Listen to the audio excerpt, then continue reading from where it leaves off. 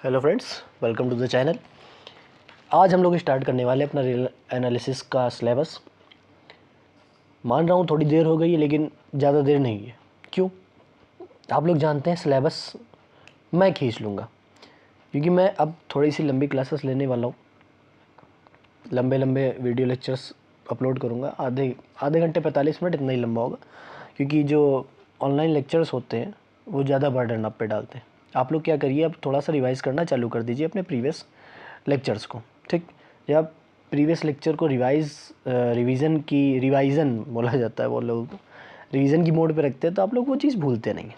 ठीक, चलिए स्टार्ट करते हैं बिना किसी बातचीत के, जिससे हम सिलेबस को अपना कंटिन्यू कर पाएंगे। ठीक, सबसे पहले हम लोग बात करेंगे काउंटेबल और अनकाउंटेबल सेट्स पे। यूनिट नंबर 1, यूनिट नंबर पहली जो है, उसमें पहला पॉइंट यही दिया हुआ है। उसके बाद जो है वो स्टूडर बर्नस्टीन की थ्योरम है। थ्योरम मैं नहीं कराऊंगा, थ्योरम मतलब कराऊंगा, ऐसा नहीं कि नहीं कराऊंगा, बट उसको मैं बात कराऊंगा। थ्योरम्स जो होंगी वो बात कराएंगे। उससे पहले मैं RS इंटीग्रल लेके आया हूँ।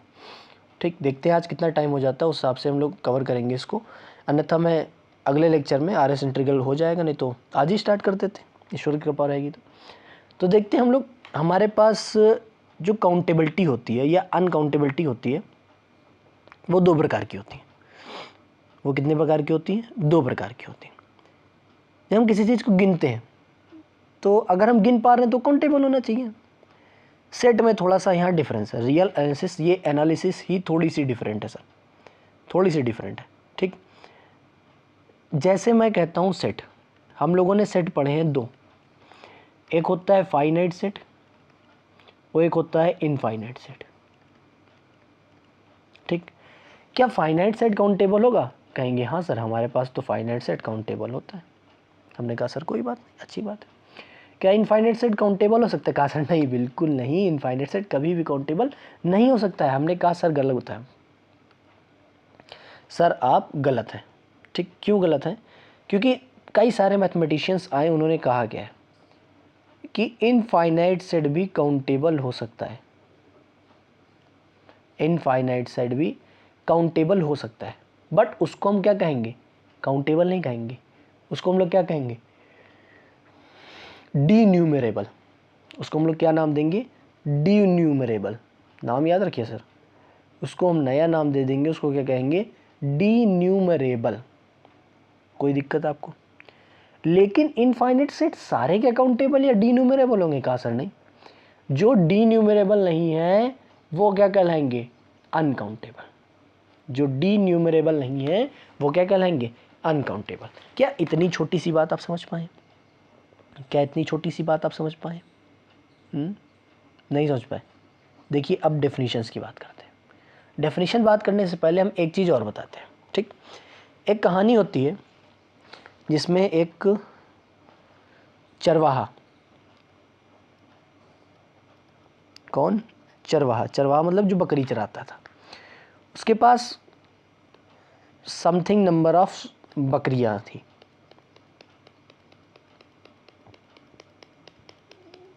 एक्स नंबर ऑफ बकरियां थी। ठीक, वो इस रास्ते से बकरियों को निकालता था। ठीक, वो करता क्या था, अपने पास एक बोरी रखता था। उस बोरी में क्या रखे हुए थे? पत्थर। उस बोरी में क्या रखता था? पत्थर। अब समझिएगा, यहाँ पे क्या रखे थे? स्टोन। यहाँ पे क्या थी? बकरियाँ। गोट आती है अंग्रेजी मुझको। बकरियाँ थी, बकटी नहीं है सर बकरी, वो आर लिखने की ऐसी आदत है। यहाँ बकरियाँ थी, यहाँ क्या थे? स्टोन थे।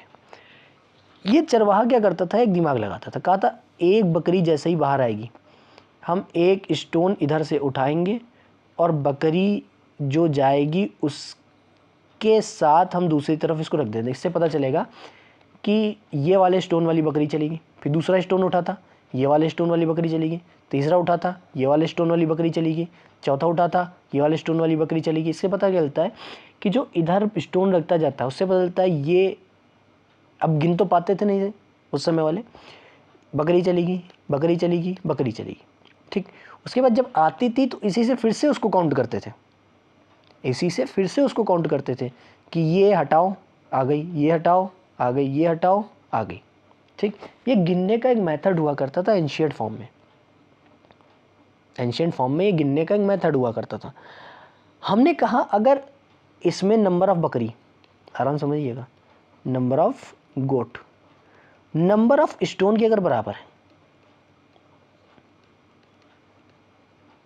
Number of goat number of stone के अगर बराबर है, तो हम क्या ये नहीं कह पाएंगे कि हाँ सर जितनी गोट थी उतने ही स्टोन से उसने उसको गिना, और जैसे ही बकरियां वापस लौटती थी उसको फिर से उसको लेबल करके, लेबल इन द सेंस, जैसे हमने कहा जैसे कोई एसएसबी देने गया हो तो उसको एक टी शर्ट मिलती है जिसमें उसमें नंबर लिखा होता है। नंबर के हिसाब से ही तो टी शर्ट, मतलब नंबर के हिसाब से तो कैंडिडेट्स को आप अवेयर करते हैं कि कौन सा कैंडिडेट कहाँ जा रहा है, कौन सा कैंडिडेट कहाँ जा रहा है। तो वैसे ही यहाँ पे गोट को स्टोन के एक पर्टिकुलर क्राइटेरिया से फिक्स किया गया, लेवल किया गया, ठीक। तो यहाँ पे जो कंडीशंस है उसमें कहा गया number of stone number of goat के बराबर है। इसका मतलब है जो सेट है, कौन सा, सेट ऑफ गोट और सेट ऑफ स्टोन आर इक्विपोटेंट।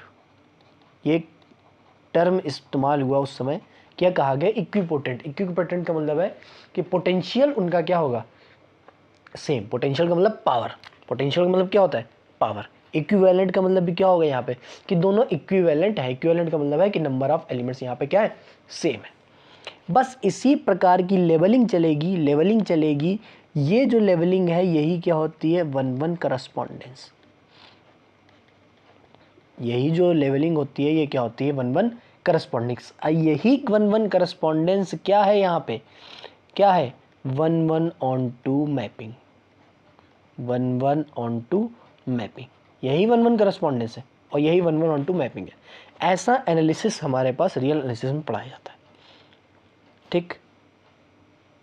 क्या आप लोगों को लेवलिंग वाला समझ में आया, 1-1 करस्पॉन्डेंस समझ में आई, तो आपको काउंटेबल अनकाउंटेबल समझ में आ जाएगा, कोई प्रॉब्लम नहीं है। बट ये कंडीशंस आपको याद रखनी है, ये जो हमने अभी बताई है। सेट दो होते हैं, एक फाइनाइट होगा, एक क्या होगा, इनफाइनाइट होगा, ठीक। तो जो फाइनाइट और इनफाइनाइट उसमें भी दो कैटेगरी होंगी। फाइनाइट को हमेशा काउंटेबल हम कहेंगे, कोई भी दिक्कत नहीं है। बट इनफाइनाइट वाला भी काउंटेबल होता है, बट उसे काउंटेबली इनफाइनाइट कहा जाता है, ये भी याद रखिएगा। उसे काउंटेबली इनफाइनाइट कहा जाता है, या ड्यून्यूमरेबल, इन्यूमरेबल, डीन्यूमरेबल, सभी उसी के नाम है, ठीक। ये 1-1 करस्पॉन्डेंस का एक सेंस है, ठीक। डेफिनेशन स्टार्ट करते हैं हम लोग कि two sets capital A and capital B are said to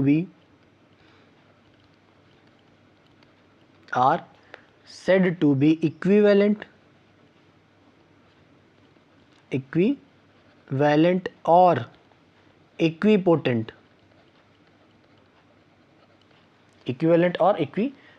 if there is a 1-1 map F from A to B।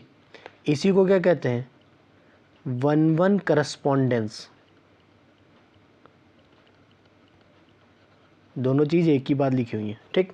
1-1 on 2 का 1-1 on 2 मैप का मतलब भी होता है 1-1 करस्पॉन्डेंस, ठीक। अगर ये है then we write that A is equivalent to B। हम क्या लिखेंगे, A किसके इक्विवेलेंट है, B के।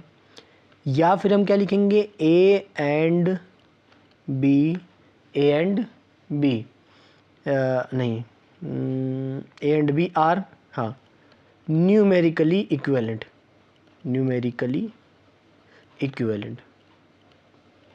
इक्विवेलेंट कहा जाए, इक्विपोटेंट कहा जाए, मैं बार बार कह चुका हूँ, बात वही रहेगी।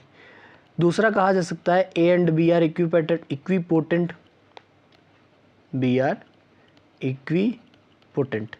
इक्विपोटेंट का मतलब यहाँ पे हमारे पास क्या है, दोनों के पास पावर कैसी होगी, same. They have same potential, same power. तो ये हमारे पास डेफिनेशन बन जाती है अपनी बनती किसके लिए है, ये बनती है इक्विपोटेंट या फिर इक्विवेलेंट के लिए। ठीक, हमारे पास एक अगली डेफिनेशन आती है जिसको कहा जाता है डीन्यूमरेबल सेट। अगले सेट को क्या कहा जाता है, डीन्यूमरेबल सेट। हमने कहा a set capital A is said to be denumerable if we can develop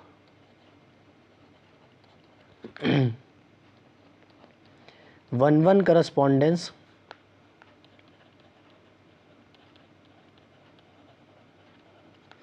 between A and n. What about then? Set of natural number, set of natural number. जब कभी भी हम किसी भी सेट का नेचुरल नंबर से 1 correspondence दिखा देंगे, इसका मतलब वो जो सेट होगा वो क्या हो जाएगा, डी न्यूमरेबल सेट। ए सेट क्या कहलाएगा, डी न्यूमरेबल सेट। ए जो सेट है वो क्या कहलाएगा, डी न्यूमरेबल सेट। अगली डेफिनेशन आती है हमारे पास काउंटेबल की। ठीक, क्या कहता है, a set A is countable if, एक एफ लगा मेरे भैया, हाँ, इफ इट इज फाइनाइट और डीन्यूमरेबल।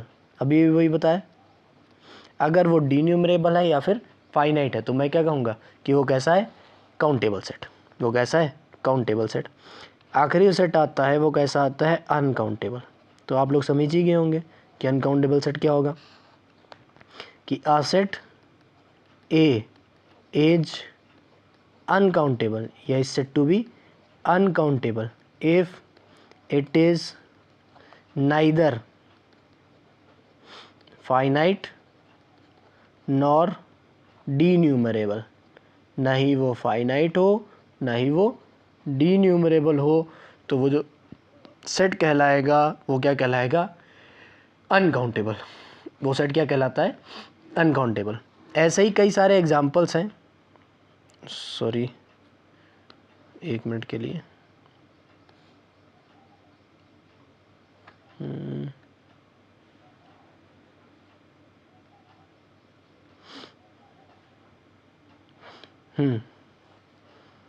ऐसे ही कई सारे एग्जांपल्स हैं। जैसे एक एग्जांपल है हमारे पास कि 0,1 क्या होता है। 0,1 लिखने के लिए इतना छोटा लिख दिया मैंने। 0,1 ये कैसा होता है, अगर आप लोगों को याद हो, पढ़ा आप लोगों ने, नहीं पढ़ा है, आप लोगों ने बीएससी लास्ट ईयर में पढ़ा होगा। ठीक, लास्ट सेमेस्टर में, लास्ट ईयर में कुछ ना कुछ तो पढ़ा होगा ना। तो ये जो सेट होता है, ये जो इंटरवल होता है वो कैसा होता है, अनकाउंटेबल। ठीक, और एग्जांपल्स ही बता रहा हूँ मैं। ये जो n होता है, n set of natural number, ये कैसा होता है, काउंटेबल। इसी की तर्ज पे मैं ये कह रहा हूँ कि n क्रॉस n भी कैसा होता है, काउंटेबल। ये सब प्रूविंग है, ये मैं प्रूविंग ऐसे ही रैंडमली ही करा पाऊँगा। ठीक, क्योंकि इससे अभी कोर्स से कोई मतलब नहीं है, क्योंकि खाली यहाँ पे डेफिनेशंस की मतलब इम्पोर्टेंस है, क्योंकि यहाँ पे एप्लीकेशंस आएंगे। ठीक, इसके लिए इम्पोर्टेंस है और कुछ नहीं है। ठीक, अगला जो हमारे पास काम है हेडिंग का, वो है अपना cardinal number. What about the cardinal number. क्या आप लोगों को कार्डिनल नंबर पता है, पढ़ा तो होगा आप लोगों ने, बता नहीं रहे लेकिन आप लोगों ने पढ़ा है, आप लोगों को पता होगा कार्डिनल नंबर होता क्या है। ठीक, मैं भी बताता हूँ कार्डिनल नंबर क्या है। कार्डिनल नंबर क्या होता है, the number of element, the number of element in a set is called cardinal number। ये किसको रिप्रेजेंट करता है, कार्डिनल नंबर को रिप्रेजेंट करता है। ठीक, अब सारे सेट जितने भी काउंटेबल होंगे उनके पास क्या होगा, कार्डिनल नंबर होगा। भाई होगा ही, कार्डिनल नंबर होगा। जब से मैंने एग्जांपल लिख दिया एक, कि ए बराबर लिखा हुआ है 1 3 5, ठीक। इसका कार्डिनल नंबर क्या, अच्छा रिप्रेजेंटेशन क्या होता है ये, या फिर इसको लिखते हैं कार्ड ऑफ ए, ठीक। ये कार्डिनल नंबर को रिप्रेजेंट करता है, मतलब नंबर ऑफ एलिमेंट कितने होंगे 3, तो ये कार्डिनल नंबर रिप्रेजेंट हो जाएगा। जो फाइनाइट है या काउंटेबल, सीधा मैं काउंटेबल की बात करता हूँ, क्यों, अभी मैंने काउंटेबल की डेफिनेशन बताई। काउंटेबल क्या है, अगर फाइनाइट है या फिर डी न्यूमरेबल है तो वो किसको रिप्रेजेंट करेगा, अपने काउंटेबल सेट को। जो काउंटेबल होगी उनकी काउंटेबिलिटी होगी तो उनकी कार्डिनलिटी होगी, ठीक। तो ये हमारे पास अपना कार्डिनलिटी की डेफिनेशन हो जाएगी। और एग्जाम्पल के तौर पर मैंने ये कहा कि ये जो सेट लिखा है 135, इसका जो कार्डिनलिटी होगी कितनी हो जाएगी 3। वैसे ही कार्डिनलिटी हमारे पास सेट ऑफ नेचुरल नंबर की भी है, उसको जो कार्डिनलिटी ली गई है उसको लिखा गया है अलिफ नॉट। उसको क्या लिखा गया है, अलिफ नॉट। ये अलिफ नॉट की अपनी रिप्रेजेंटेशन है, ठीक। नाम क्या है इसका, अलिफ नॉट, अलिफ NOUGHT, अलिफ नॉट। ये अपना क्या है, कार्डिनलिटी कैपिटल N की। तो ये हमारे पास कार्डिनलिटी को रिप्रेजेंट करेगा, ठीक। ये अपनी सेट ऑफ नेचुरल नंबर की कार्डिनलिटी है, वो स्टैंडर्ड है, उसको अलिफ नॉट ही बोला जाता है, ठीक। तो ये हम लोगों ने आज कार्डिनलिटी तो कर ही ली है, लेकिन एक और टॉपिक करेंगे जिसका नाम है अपना RS integral.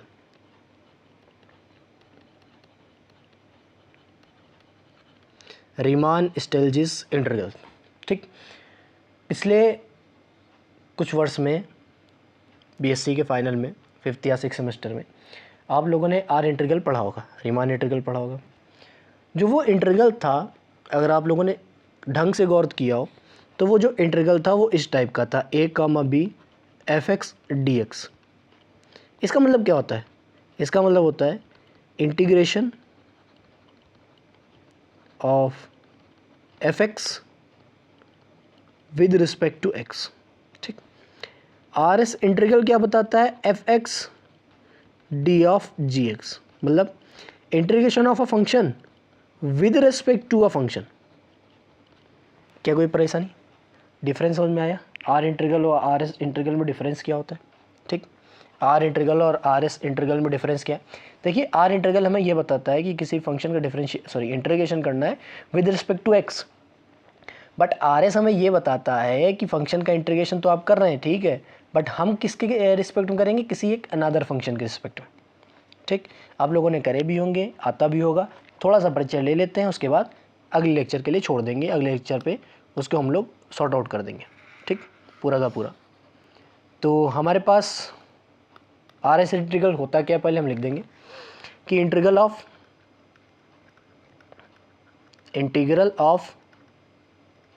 Function f of x with respect to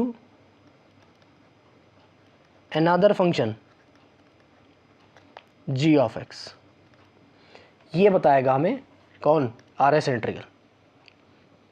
that topic is covered into the RS integral where, but ये कंडीशन बहुत इंपॉर्टेंट है, fx इज बाउंडेड फंक्शन।